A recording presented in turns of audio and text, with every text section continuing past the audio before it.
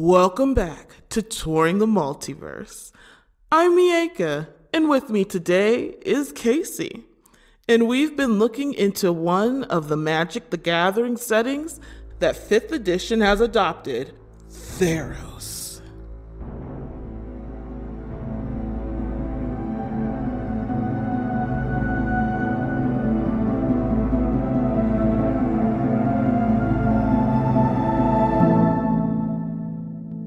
In this episode of our discussion on Theros, we're going to look at some of the mountainous places where mortals walk, and we'll also be covering 2 playable races and 1 monster. All right, so now we've gotten into, or we went over all of the gods and all of their drama and rules and everything. And now we're going to get into a little bit of geography. So here we go. The world of Theros itself is small. There is, I thought this was interesting, about 200 miles of unexplored wilderness, like above where all the major like cities are and like where civilization is happening. There's just a bunch of just unexplored wilderness, which is like so much to play with as a DM if your party decides to go and like travel and explore through there. The water from the sea flows off the world and into a starry void. So you have the land of which is Theros, and then it's said that like the water just flows like kind of off. So I guess it's flat earth. Oh boy. But yeah, I'll just leave it at that. We won't get into that. But the heart of civilizations that existed are the 3 policies, which are Akros, Miletus, and Satyrs. Miletus covers the territory of the southwestern peninsula. Akros forms the northern frontier, and Satyrs lies at the northern edge of the wild Nason wood. You can find Leonin in the valley of Oreskos and Satyrs northeast of the Nason wood. Tritons also live like on the coast of the Siren Sea. Basically, this is like where society was formed in Theros. And Theros takes citizenship like very seriously. You can only claim citizenship of a particular polis if both parents are citizens of that polis, which makes sense. If you are a citizen of another polis living in a different one, like you're allowed to live there, but you aren't allowed to participate in any major government decisions. Each polis has a different political structure. So in Miletus, the 12 are like the council philosophers who were elected to govern. So there isn't like just one ruler. In Akros, though, they are ruled by a monarchy who is advised by a council of elders who were elected by the citizens. And in Satyrs, they have something called the ruling council, which they were elected by popular vote. And they also have a queen, which is the god of harvest, Karametra, and she is just absent. She doesn't make any major decisions. They just consider her queen, and she's just off doing her own thing. Interesting that, like you said, overall Theros is very small, and there's only 3 major polises, but then they all have completely different styles of political structure. Yeah, So they it's are like all trying to so please. different. Yeah, it's like they wanted to, I guess, offer something that would maybe align with the grand scheme of all of the gods, all of the mortals. Yeah, look, as I was reading the book, I'm like, you know what? This is like a very small world, but it's so packed with like just so it's like so much is going on between like what the gods are doing, the underworld and what's going on like in the mortal realms. It's just packed. So much to do. Getting back to the to mortal life, athleticism is very important here. We touched a bit on that when we discussed the Aronian Games, which are equivalent to the Olympics. They also have gymnasiums all around Theros. So DMs, you can pop these in like wherever you like. These are places for training, but I also found this interesting. They're also places for like just socializing, or you can see like philosophers giving lectures. So I'm like, I never considered like a gym to be like that. Like in one space, you're just sitting around and like taking notes and listening to a lecture, and then the other, you're just working out. That's my kind of gym where it's like Yeah. workout is kind of optional. It's like, sure, it's there, but we got all this other stuff. hmm I'm like, hey, I'll go, shoot.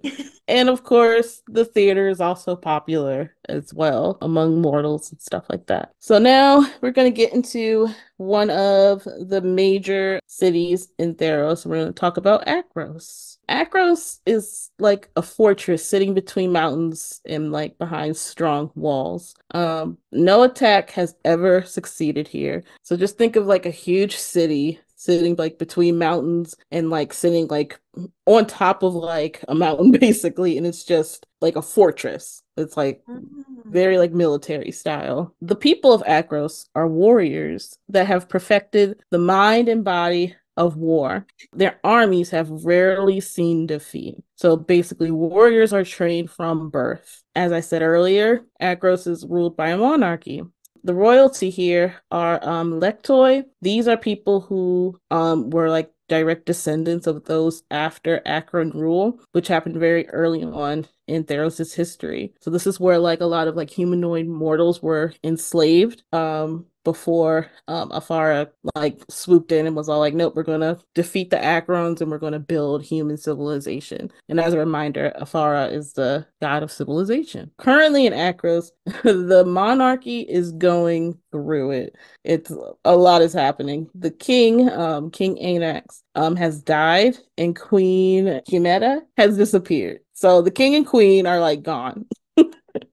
Akiranos Oracle has said that the queen, was transformed into a pillar of fire and vanished into the wind. So a lot to unpack there. The king and queen have no children, so their niece, Tyrannica, is queen regent at the moment, trying to rule Akros.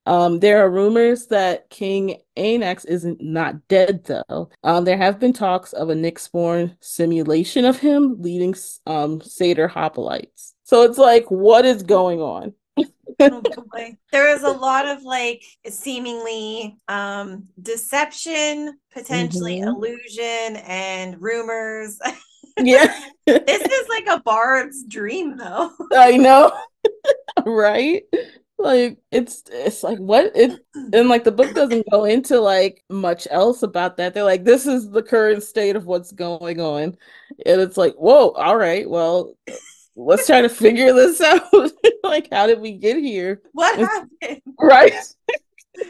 It's like you're supposed to be like the strongest city here, and it's just like you said, a lot of illusion and just like magic has happened, and it's like, all right. So getting into their military, you have the Alamon who they patrol Akros's borders. They are stealthy and strike unexpectedly, and they live in like the surrounding mountains and foothills. So always defending Akros. You have the Lucos. These are heavily armored warriors that make sure you are like dead, dead. They usually follow behind the Alaman and just like almost clean up. It's like the Alaman go through and they and they kill whoever and they keep moving, and then these guys come in, the Lucos, and they're like, just make sure that they're dead. Yeah.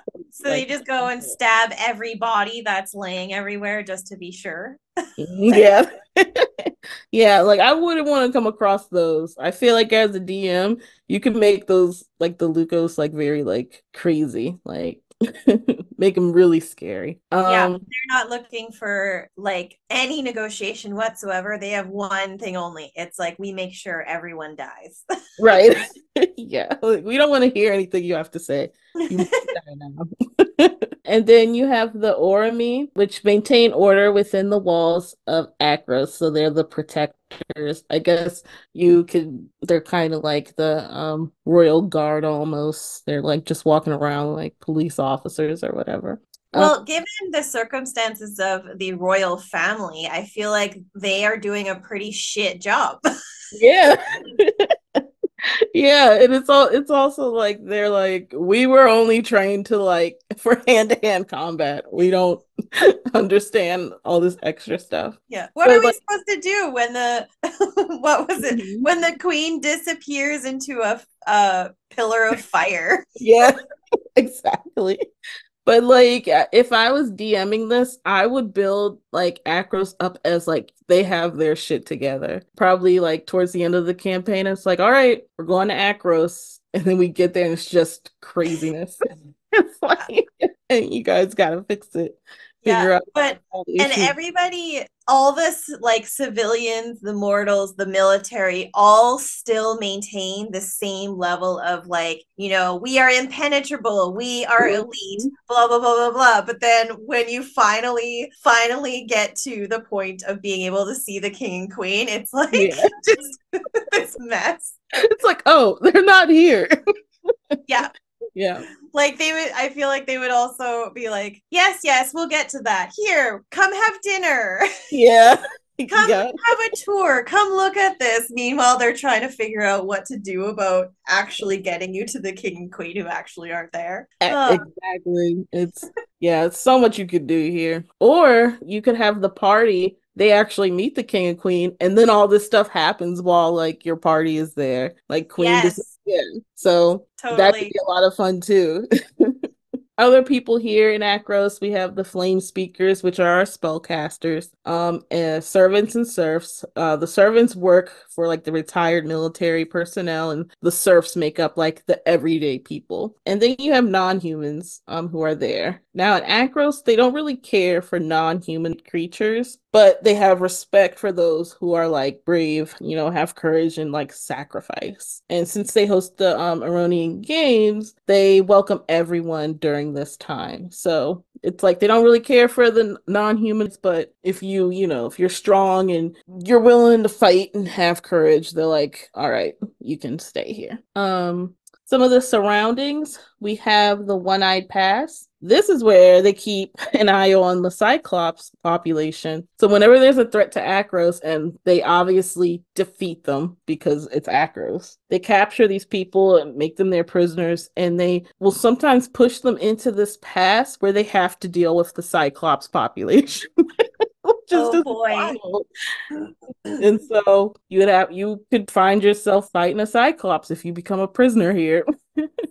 Yep. um, And this is also a fun place where if you try just strolling up and, breaking into Akros, that's not going to work, as we know with the military. mhm. So inevitably, as a DM, no matter what the party tries, they're going to fail and end up in the one-eyed pass. And then Yeah. have like a big Cyclops encounter, which is super fun. And then Mhm. they have to try and change their tactics on how they get into Akros again if they want to. Yeah. And That's there are other ways, and like this bridge I'm about to talk about, which is wild. So the Farragax bridge is another way into Akros. It's over this massive chasm that is rumored to descend into the underworld. So this could also be a path into the underworld. There's a bridge that spans from the west, and this is the only way into Akros from the west. From the chasm, creatures can just be hurled out of it and just cause many issues. So, like, a monster just comes flying out of this thing and just lands on the bridge. I would cry because that's just too much for me to handle. oh, so much inspiration here too. Hmm. You could present a huge side quest. If your party is going across this bridge, one thing happens and then another thing happens and one of the party members falls over the edge and plummets and Uh, they have no means of like, mhm. fly or anything. So then everybody just goes after them and then you end up doing an adventure side quest in the underworld Yeah, and it's and trying to figure out the way to get back. And mhm. knowing how like our campaigns go, it'll be like 6 months in real time before you actually get back to Akros to do what you were planning on doing. Yep. 100%. Yeah. That Oh part. my gosh. They also have Titan stairs, which is this is carved into the cliffs that protect Akros. They are known to be haunted and they're always guarded. So again, terrifying. Oh man, every single one. Yeah. Haunted. Well, Miaca, we got our undead just ready to go. Yeah, we do. Phoberus Outpost. These are semi-permanent. This is a semi-permanent encampment of troops who come back and rest from the Badlands and the wilds beyond Theros. So you have like troops that like go in into like that explored territory to explore, and then they come back, or whoever's left comes back, and then like the next group goes in. So there's like constantly exploring. Another part in Akros that's like you can have a lot of fun with, like maybe your party wants to be part of the troop that goes out and explores and stuff. So I thought that was pretty cool. Yeah. Yeah. And then we have the mountain shrines. These are small temples to worship the gods, and the closest they can get to Nyx, the better. So it's just like, what we've seen time and time again, just a shrine worshiping the gods that you'll see this all around Theros. And Yeah. so, And it would be a good place to add some oracles or add some NPCs that are going to have some useful information for you, either doing the quest that you're on or randomly encountering. If mhm, you end up going to the mountain shrines without knowing what they are, and then you've right. definitely an opportunity to give some information or Mhm. deals or negotiation. Oh yeah, that's true. A lot of a good role play opportunity between like Yeah, an oracle or something else. totally. 100%. And so next we have the Fierce Lands. This is like between Akros and the Nessian Wood. This is where like the Centaur Raiders are, and so they basically take what they can get from travelers. So you can you can encounter these raiders like if you're traveling, away from Akros. Yeah, they're just a problem. They're one of those problem things that random encounter that you can that your party can encounter. So that's Akros. A lot to do here, terrifying in some spots, but Yeah. can also be a lot of fun. Yeah, I do like that they have a pretty robust military. So you're going to encounter probably all of them if you manage to talk your way, or maybe you're invited in, so you don't have to Yeah. worry about it too much. But Mm, those would be fun things to play out and describe a lot. Like lots of these yeah. things, I feel like are pretty unique. They're unique creatures or humanoids in the world, but then there's also really unique locations like the one-eyed path or the bridge to Mhm. give you a chance to describe a lot of the environment. Yeah, I'm sitting here because I've done a deep dive through all three, but I think when we're done discussing all of the major cities, I think it'd be cool if we rank them. Like, where would Yeah, you want to live? we Um, love a good ranking system. yes, yes, we do, Adam. All right. I like it. All right, so I'm going to dive into the most interesting of races, humans. Of all the things, it's so funny that with all of those gods, Mhm. humans are actually the most common in the world of D&D. Yeah. And I have never played a character that's like human. Have you? No, I haven't. I've always been in tiefling. Yeah, of course Like, you have. yeah. Yeah, I know. I've always been drawn to like the more unique things Hmm. versus human. But humans themselves are the most adaptable among the common races and the youngest of them as well. They Mm. also have just wide physical diversity. They tend to settle into a community and live life in the present and wish to leave a legacy. And in the D&D world, they are also known to get along with almost anyone, but also never be close friends with anyone. Mm. The player's handbook outlines options for ethnicities that typically align with regions and family names that are traditional to ancestors or of regions as well. Many players choose the human race for their characters because all of your ability scores increase by 1, which I believe is the biggest thing that attracts you to doing them. Yeah. Yeah. I didn't know that. Yeah. You haven't even bothered looking at the No, human race I at didn't all. even care. I'm like, I don't want to be a human. Meanwhile, Oh, I hear you. But yes, it is. And so that can be very, very attractive for you to yeah. choose them. And on the same line of thought, humans are also the most numerous race on Theros. and the only known race from the player's handbook. The rest don't exist in Theros. Aside from humans, as Miaca mentioned, there are centaurs, leonin, minotaurs, satyrs, and tritons. In Mythic Odysseys of Theros, the majority of humans are associated with either Miletus, Akron, or Satyrs, which are the three major polises that we went over, that we are going over here. And we are given new lists for female and male names if they are coming from these places. As the name usually comes from a heroes or philosopher of old, surnames are actually uncommon here. So sometimes a place is attached to their name. And this did remind me of like old kind of Greek or Roman lore where it's like, I am Lanathos of Satyrs, and that's like what their name is. They don't have a last name. They also might be, their name might be linked to their profession, like Ianthe the hunter. Mm-hmm. When a human achieves a great deed or reaches hero level, this may also become part of their name, such as Calagros Doomhammer. Yeah, this just leads into that hero or like what we talked about, like the paladin oath of glory type thing. It's just ripe with audacity and obnoxiousness. Yeah. Yeah.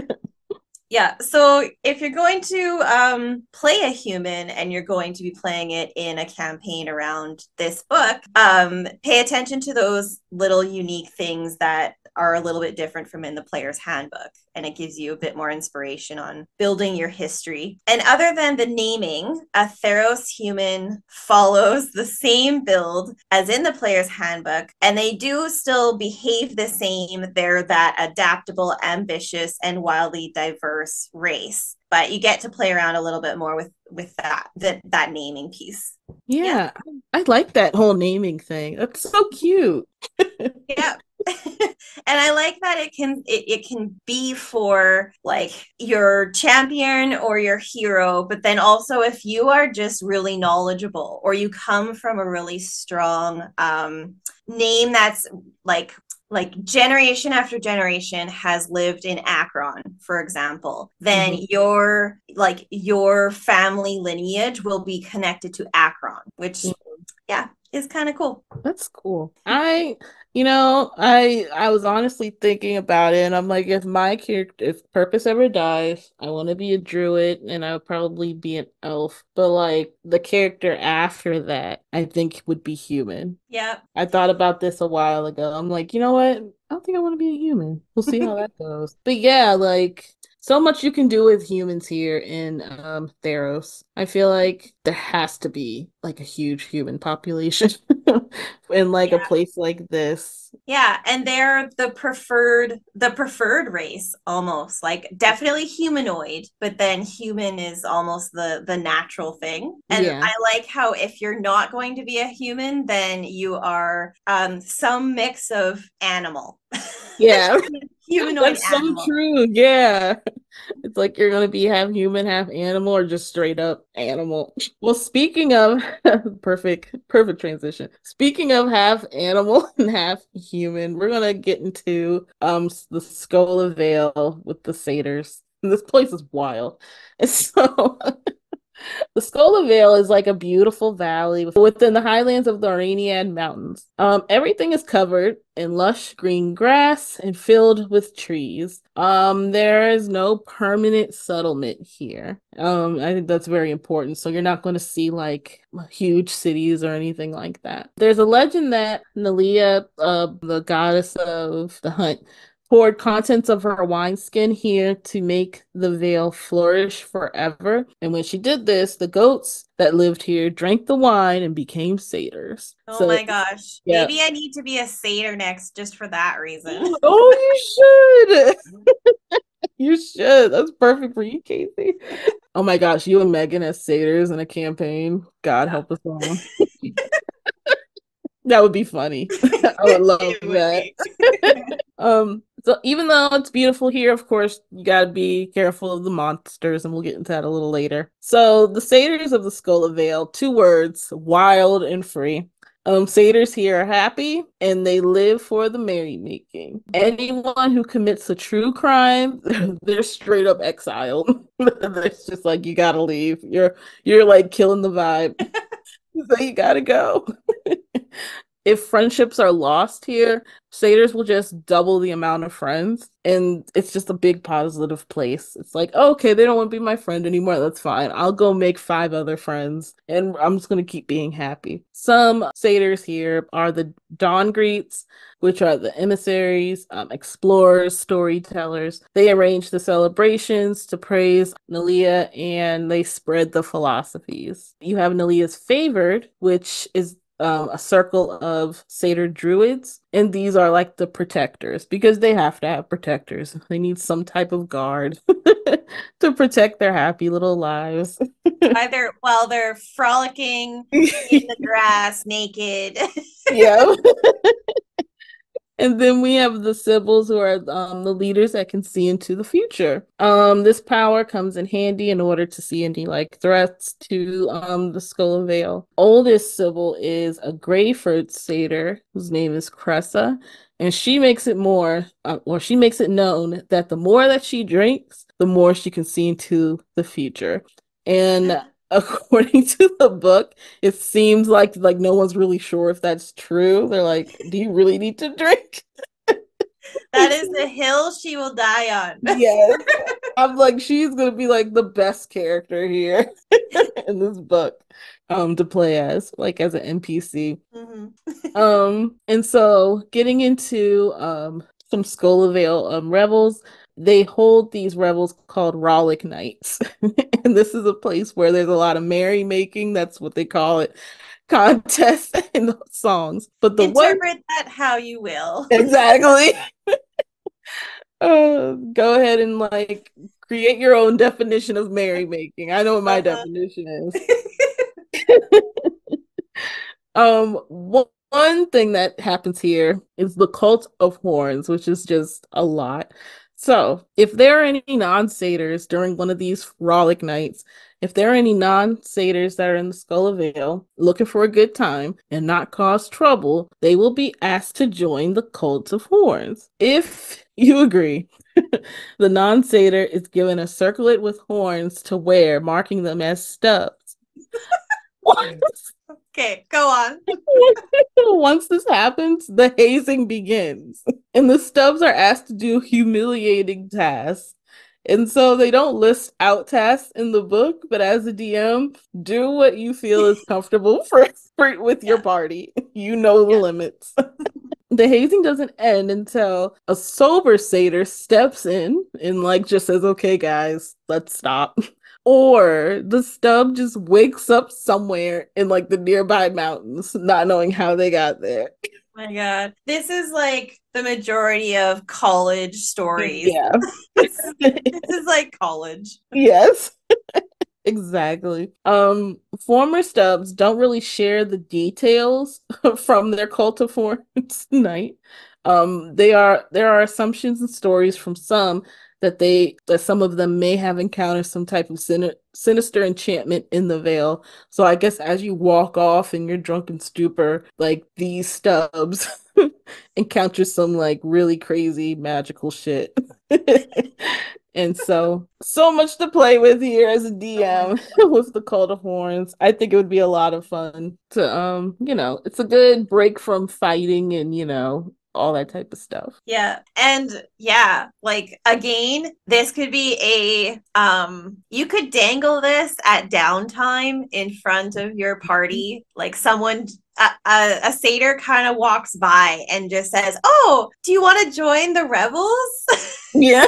Yeah. And little do you know, days later, yeah, you all emerge from what the hell just happened to us, and then you right. go on to the rest of your campaign adventure. Yeah, so many side quests. Playing with Adam, though, like we will like all agree to do it, and and, like we won't know what happened, and then later in the campaign. Like as we just keep playing, it's just gonna be random people like, "Hey, I know you," or some monster attacks us out of nowhere, out of like revenge from the damn Cult of Horns frolic night. Yeah, totally. It's Like a like, lot of fun though. oh my gosh, I love that. And like just bits and pieces of memories come back from like other Yeah. encounters as you go through Theros.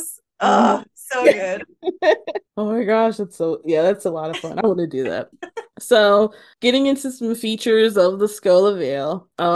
Animals run free here, fruit is everywhere, and it's like paradise, of course. However, you will find predators hunting through the Vale. So we have the woodlands. This like the trees here grow in like a twisted, climbable shapes. Dryads protect the largest trees and make sure to keep out the drunk satyrs. At Yeah. night, yep. At night, issues happen though. The nocturnal monsters roam like chimeras, cockatrices. Did I say that right? I think I so. think yeah. And your favorite, Casey, harpies. No. Yes. God damn it. These creatures like to pick off the drunk satyrs. So even though you're having fun at like one of the Rollick nights, you know, you may be there on business to like kill a harpy to leave the Yeah. poor little drunk satyrs alone. Or you're saving the satyr that's like, I can climb that tree. I'm gonna climb the tallest tree, and then they get stuck or whatever. Yeah, that would be me.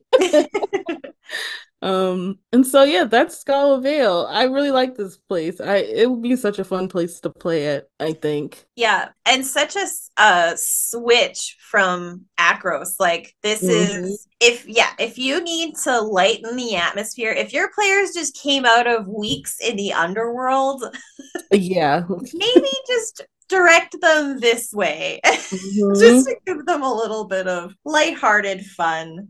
Yeah, that's what, yeah, like, come on. And like, you know, of course, if they get bored, you can fight a harpy. Like if they're like if you have that one player that's like, "Oh, I need combat." Go fight a harpy. They're there. Totally. And other monsters as well. But yeah, I really want to do a Cult of Horns night and just let the consequences of my own actions just play out on the rest of the campaign. Why not? Yeah, I'm very inspired by satyrs, and like in our current campaign, Charlie plays a satyr. And at times I am in the very beginning, I actually forgot that he was a satyr. Yeah, I did too. I didn't know actually. But now, like, yeah, very apparent, and he is just a delightful character in our group. But it inspires me to play a satyr. And so if you want to play a satyr, you actually can find them first in the monster manual. They look like a stout male human from the torso up and furry lower body with cloven hooves like a goat. They also have horns on their head, and those can range in size, and usually they have some kind of facial hair.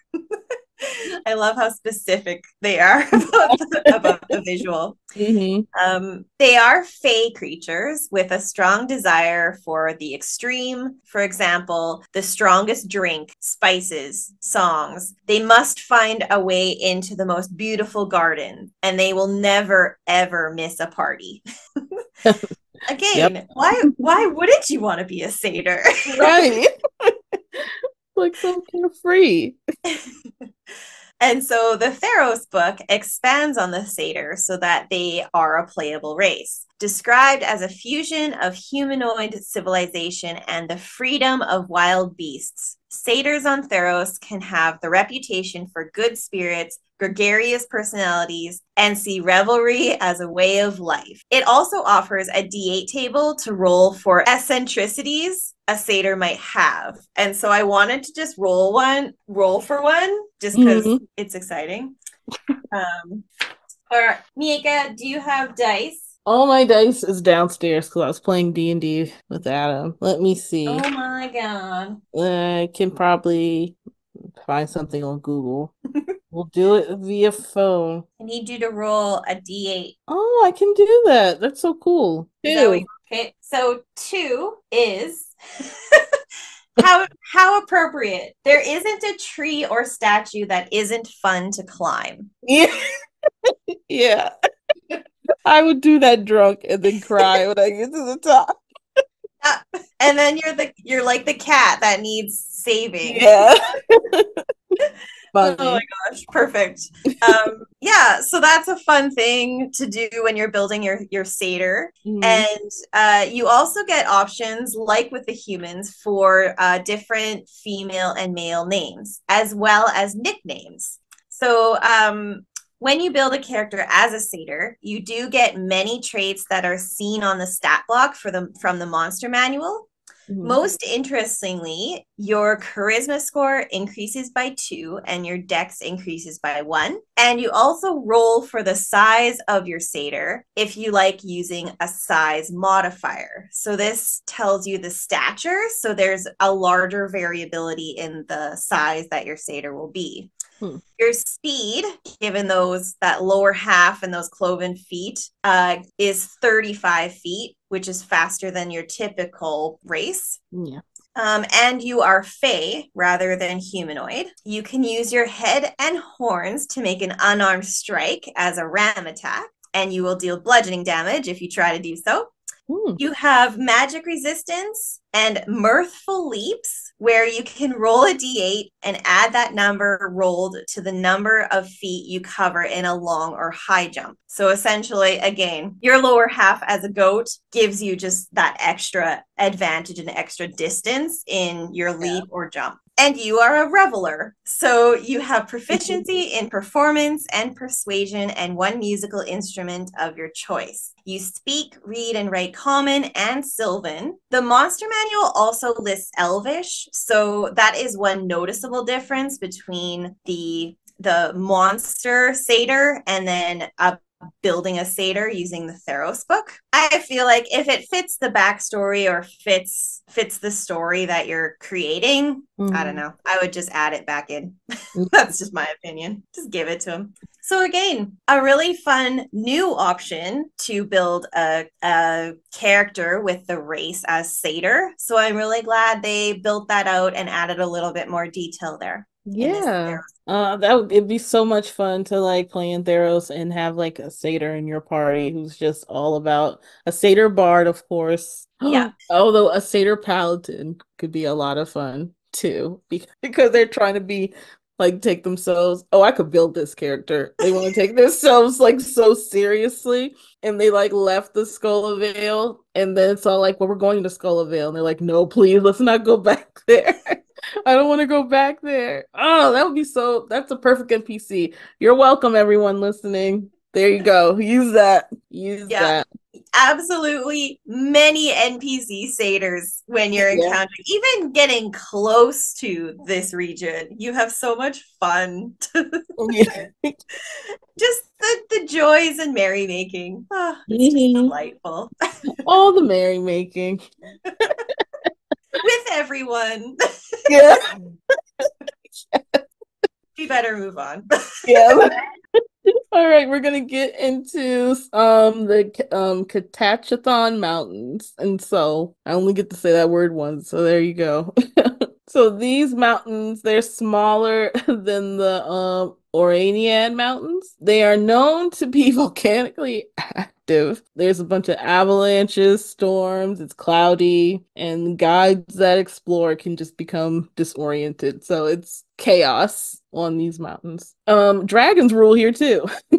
Travelers are warned to turn away, but if they must travel, then they must keep to the One-Eyed Pass and the Cypress Gate. So you gotta try to get past the Cyclopses in order to explore these mountains, which is a lot of work. One of these mountains is called Mount Velis, which is an active volcano. Akron's leave offers at the bottom to hopefully avoid an eruption.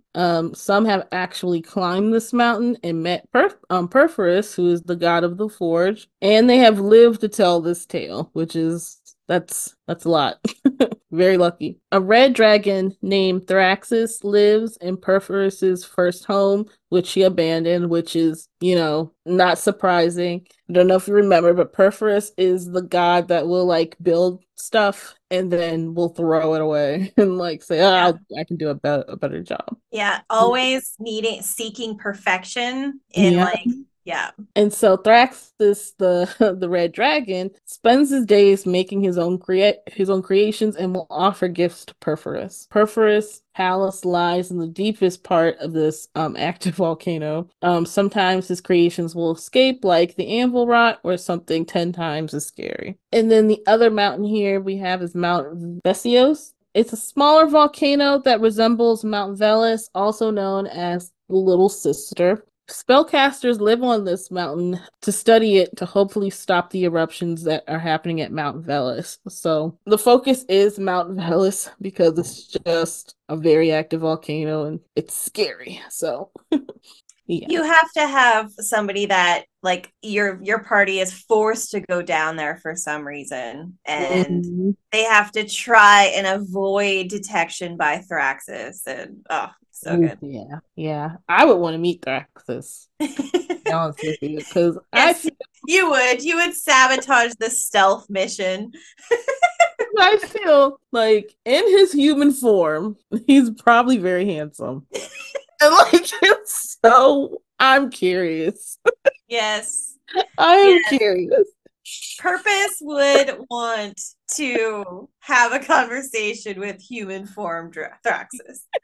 And it was like, we will hold it to a vote. Like, all right, who wants to go in this volcano? And usually y'all are like, okay, Miaca doesn't want to go. But I'm like, I'm gonna vote to go into the volcano because I'm curious. I want to see what he looks like.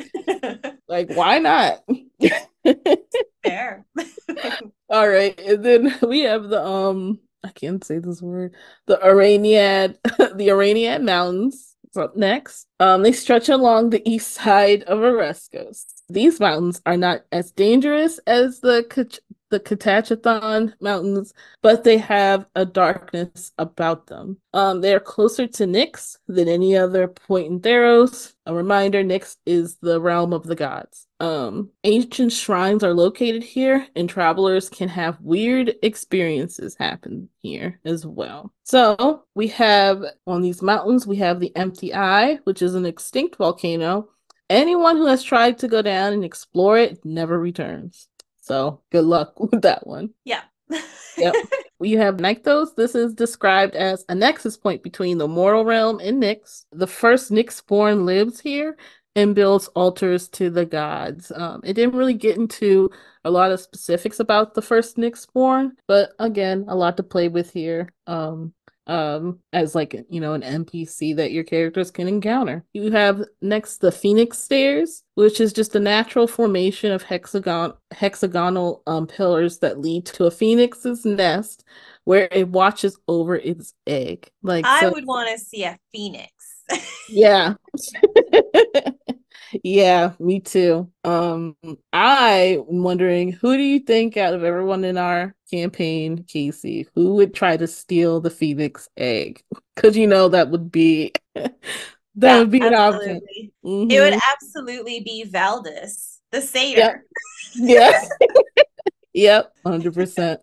And then we have Winter's Heart, which I like this one. So Winter's Heart is a volcano, but the fumes that come from this volcano are like very, very cold and can cause frostbite. At the center of this volcano, explorers will find a figure that offers a diamond crown. It's unknown what would happen if this crown is accepted. Okay. Yeah.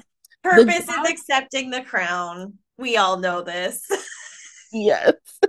The gods themselves either deny this place exists or speak of it with shame. Oh my gosh, I'm so curious as to what this place could be. And that's all the book gives. You're offered this crown in the middle of this cold volcano, and if you accept it, no one knows what happens. So I'm like, are these people just never heard from again? Does no one like talk about it? Like, what is this? And it just says like you will find a figure. Mm-hmm. So like you could insert any way, shape, or form NPC you really want there. Yeah. Hmm. Up to you as the DM. And like the thing that could happen here could maybe be a good thing. Maybe you're hurled into another world. I don't know.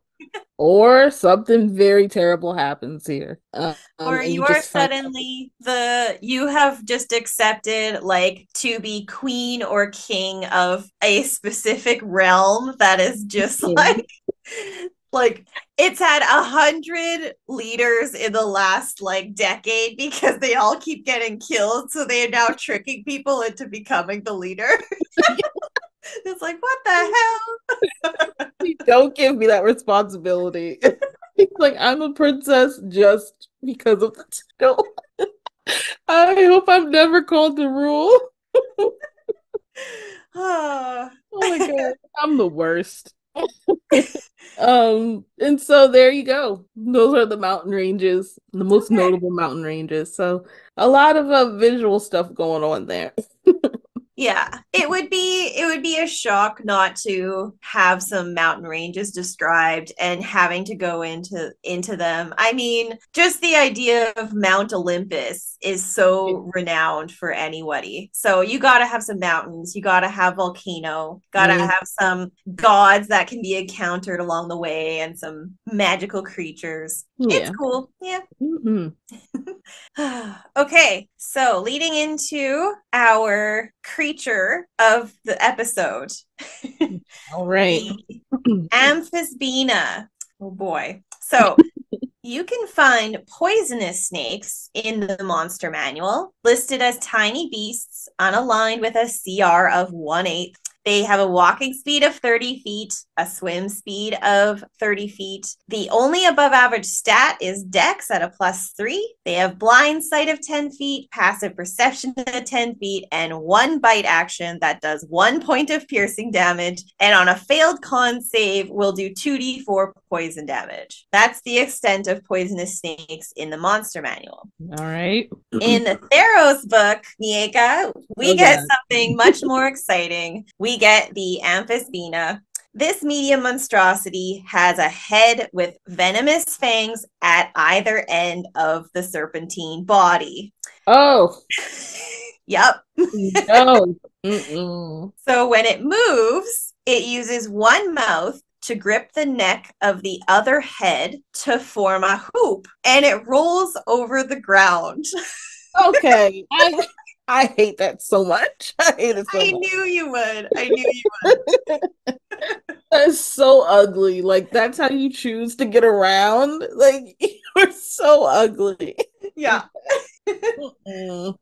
And so, thank you for delivering on that response. Like that is so ugly. Yeah. So. And so I will disappoint you though, because the art in the book is only of just the two heads side by side. But Mhm. with that descriptor on how it moved, I really hoped they would have shown it rolling. Yeah. Yeah. Yeah, but oh well. That's like I have no respect for that. Like if that's how you choose to move towards me, get out of my face. I have to kill it. It has to Agreed. die. I hate that. I'm sorry. Go ahead. So this creature is only a CR of 1/2. So still a bit of a jump from the Yeah. poisonous snake, but it has the same walking, i.e. rolling speed and swim speed as the poisonous snake, and has a higher than average stat in Dex and Strength and Con. And with two heads, it is skilled in perception and has a slightly higher passive perception at 14 now. Wow. Also, the two heads give the Amphisbaena advantage on saving throws against being blinded, deafened, frightened, stunned, and knocked unconscious. It can also now make 2 bite attacks as an action because it has two heads. So it will make it will deal piercing damage on a hit, but in this case there's no con save. You just take an additional 1d6 poison damage. So, yeah, again, not super complicated, pretty easy to throw in as a creature if a serpentine type creature fits your bill. Mm-hmm. But way more interesting than just a poisonous snake from the monster manual. So yeah, you get a lot of movement with this one. Too much movement. well, you gotta have it just like a rolling down a hill at you or something. I was just thinking that you could be minding your business and you'd be like, what the hell is that in the distance just rolling towards you? Yeah. It's just Oh, and like, okay, so it has the swim speed. So imagine you're passing by some water and you Mhm. see it looks like a snake, slithering through the water at you. It Mhm. gets to shore and then it turns itself into a loop and starts rolling towards you. I would literally scream. Like, like what the fuck? Like, I hate the way that looks. Yeah. That's terrifying. Yeah. They would have to reside in like you could put them in a heavily treed area because maybe they'll be lurking about in the trees. They could be in grassland Yeah. and water. I don't know. So many places you could roll with them. Yeah. Yeah, they could be like literally anywhere. Ugh, it's just too much energy. They got too much energy for all that. Like, I hate that. Not my favorite, but again, if you're looking for that random encounter, perfect. Yep. Perfect Perfect crazy for a random monster in encounter. Theros. Hmm. Yeah, there's plenty. So that brings us to the end. So I guess we got to do our vote. Yeah. I, So I think there is a clear winner, but what do you think, Mieka? out of all we've talked about today, I think my favorite, it would have to be Skola Vale. It's nothing is expected of me unless there's like a harpy or something evil around, and I can just have a lot of fun there and meet a lot of people who are just like, hey, we're just here to live.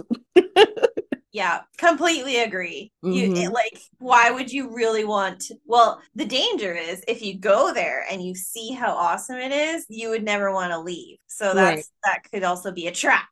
Hmm. Yeah, exactly.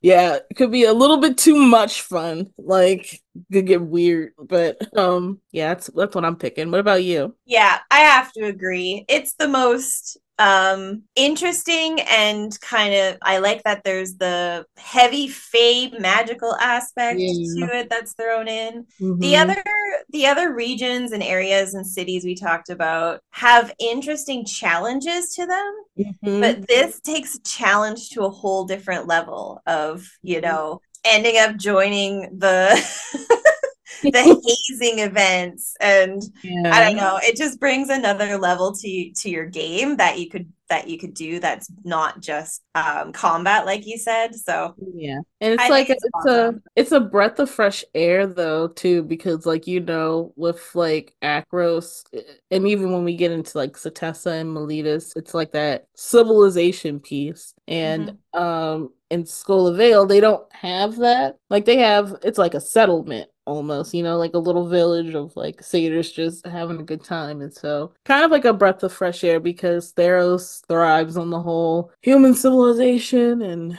Yeah. learning and all that type of stuff. And so, yeah. And I feel like they wouldn't be like, correct me if I'm wrong, but I don't think they would be quiet about where they are. Like the parties would be loud, that you would hear the Mhm. music from really far away. You Yeah. would want to go see what's Mm, happening. It's like, that sounds like an awesome party. I want to go see what's going on there. yeah.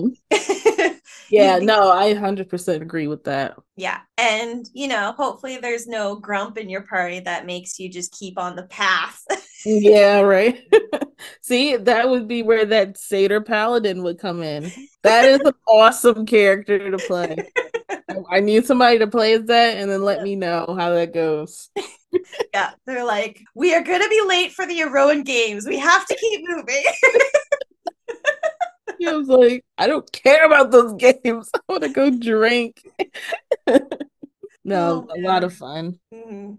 Well, that's a wrap for this episode in our monthly discussion on Theros. Don't forget to check out some of the other series on Spotify, Apple Podcasts, YouTube, and other podcast apps. And become one of our patrons to get access to bonus episodes, book reviews, discussions on homebrewing details, and the It's a Mimic campaign builder. Thank you for listening to this episode of Touring the Multiverse on the It's a Mimic channels. If you'd like to support us, we have a donate button on our website, itsamimic.com, a store with some It's a Mimic merch, and a Patreon. But one of the best things you can do is share, like, subscribe, comment, leave reviews, and make posts about It's a Mimic and this series. Engagements like that help us create more content for you to consume. But even if you don't, I want to say thanks for listening to It's a Mimic, where you never know what you're going to get.